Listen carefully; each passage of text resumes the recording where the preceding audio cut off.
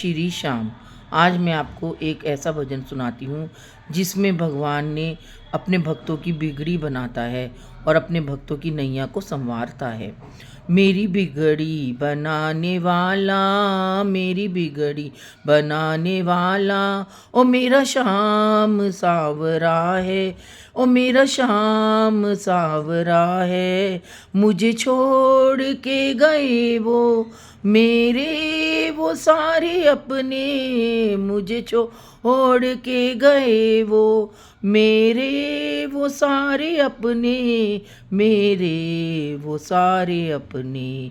अपना बनाने वाला, अपना बनाने वाला, मेरा श्याम सांवरा है, ओ मेरा श्याम सांवरा है। मेरी बिगड़ी बनाने वाला, मेरी बिगड़ी बनाने वाला, ओ मेरा श्याम सांवरा है, ओ मेरा श्याम सांवरा है।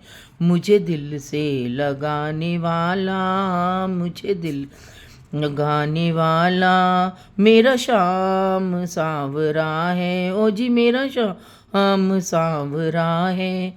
जीवन में था अंधेरा, दिखता नहीं सवेरा, जीवन में था अंधेरा, दिखता नहीं सवेरा, दिखता नहीं सवेरा। ज्योति जगाने वाला, ज्योति जगाने वाला, मेरा श्याम सांवरा है, ओ मेरा श्याम सांवरा है। मेरी बिगड़ी बनाने वाला, मेरी बिगड़ी बनाने वाला, ओ मेरा श्याम सांवरा है, ओ मेरा श्याम सांवरा है। मेरी हैसियत कहाँ थी जो खुद से जाऊं खाटू, मेरी हैसियत कहाँ थी जो खुद से जाऊं खाटू, जो खुद से जाऊं खाटू, जो खुद से जाऊं खाटू। मुझको बुलाने वाला, मुझको बुलाने वाला, ओ मेरा श्याम सांवरा है, ओ जी मेरा श्याम सांवरा है।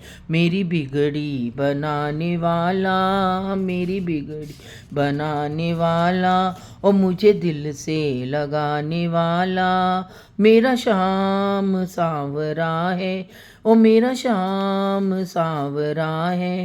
दुनिया से क्या मिला था मायूसी के अलावा, दुनिया से क्या मिला था मायूसी के अलावा। मुझे फिर से हंसाने वाला, मुझे फिर से हंसाने वाला, वो मेरा श्याम सांवरा था, ओ मेरा श्याम सांवरा था। ओ मेरी बिगड़ी बनाने वाला, मुझे फिर से हंसाने वाला, ओ मेरा श्याम सांवरा था, ओ मेरा श्याम सांवरा है। ओ मुझे दिल से लगाने वाला, मुझे दिल से लगाने वाला, मेरा श्याम सांवरा है, ओ मेरा श्याम सांवरा है।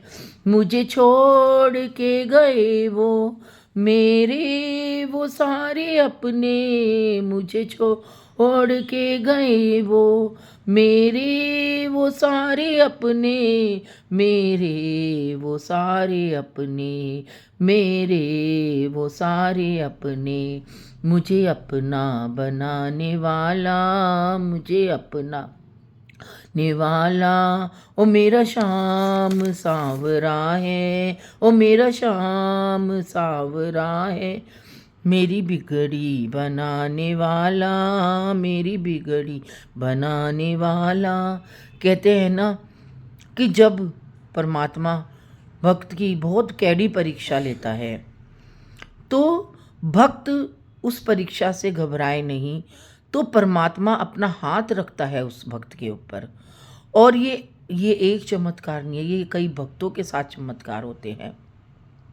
कलयुग में जीव समझता है कि भक्ति करना गलत कार्य है, और जो भक्ति करता है उसको पीछे धकेलते हैं।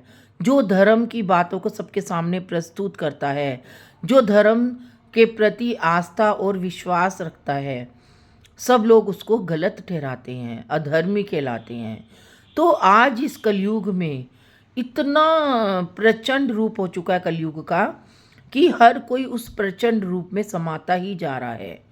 और जो धर्म को समझ रहा है, जो भक्ति को समझ रहा है, वो अकेला होता जा रहा है। और लेकिन परमात्मा भी तो वैसा ही है जैसे पहले था। परमात्मा भी अपना हाथ उसी भक्त के ऊपर रखता है। क्योंकि कुंती ने कहा था, जब कृष्ण जा रहे थे तो कृष्ण ने कुंती से कहा कि बुआ जी आप मेरे से क्या मांगती हो। तो कुंती ने कहा कि हे कृष्ण, तुम मुझको दुख ही दुख देना, ताकि दुख में तुम मेरे साथ खड़े रहोगे।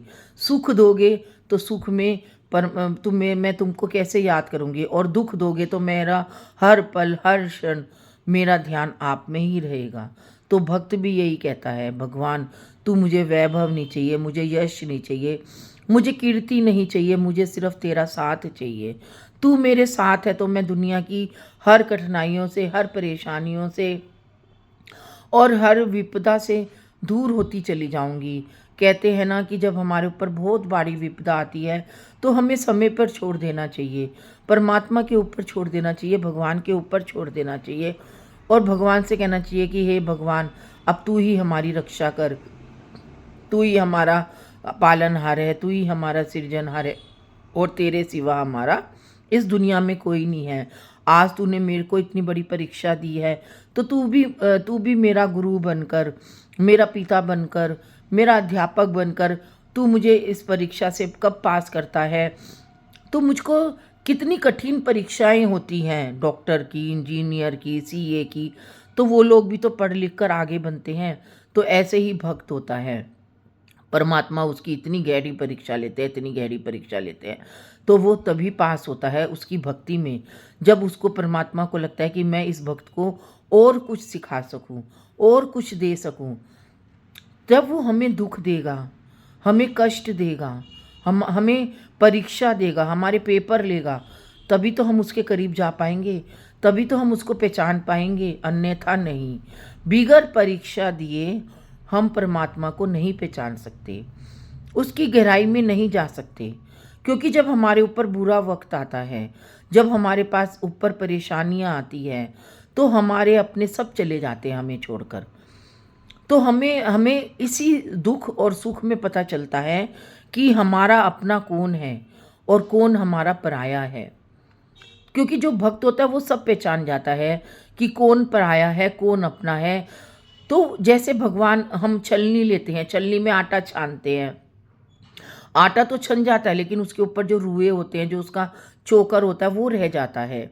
तो ऐसे ही परमात्मा है, परमात्मा हमें अच्छे से छानता है, चाय की तरह। चाय की पत्ती भी, चाय नीचे निकल जाती है और पत्ती ऊपर रहती है, जो जो जिससे चाय, बिगर पत्ती के चाय नहीं बनती। और जब पत्ती नहीं होगी तो हम चाय कैसे पियेंगे, जब चोकर ही नहीं होगा तो आटा कैसे बनेगा, गेहूँ नहीं होगा तो चोकर कैसे बनेगा और आटा कैसे बनेगा। तो अगर हम गेहूं को छानेंगे तो गेहूं तो छनेगा ही नहीं, क्योंकि वो है परमात्मा। परमात्मा गेहूं है, चोकर है परमात्मा की भक्ति, परमात्मा का प्रेम, और जो आटा है वो हम हैं, भक्त। परमात्मा छान छान के हमें चोकर अपने गेहूं से अलग करता है, चोकर बनाता है, फिर चोकर से फिर हमको अलग करता है, आटा बनाता है। ऐसे ही चाय है, चाय बागानों में होती है पत्तियों के रूप में, पत्तियों को पीसकर चाय बनाई जाती है, फिर चाय को पानी, उबलते पानी में डाला जाता है, फिर जब चाय छलनी में आती है तो उसको छलनी से छानकर चाय निकाली जाती है। तो चाय तो निकल जाती है ना, पत्ती पत्ती रहती है। तो वो ही ऐसे ही हमारा माखन है, माखन से, गाय से हम दूध धोते हैं, दूध से हम मलाई जमाते हैं, मलाई से फिर हम दही जमाते हैं, दही में मलाई आती है तो मलाई को हम अलग करते हैं, दही को हम दही से हम मक्खन निकालते हैं, उसे जमाते हैं दही से। तो जब वो जम जाता है तो हम, मलाई अलग हो जाती है, मक्खन अलग हो जाता है, फिर मक्खन से हम घी निकालते हैं। तो ऐसे ही हमारी भक्ति है, परमात्मा हमें गाय हमारी भक्ति परमात्मा है, दूध हमारी भक्ति है, दही हमारा प्रेम है, माखन हमारी शक्ति है। और माखन माखन मलाई से ही माखन निकलता है, और जब वो माखन कृष्ण है और माखन से जब घी बनता है तो हमारी भक्ति भी सुदृढ़ हो जाती है, घी की तरह जम जाती है।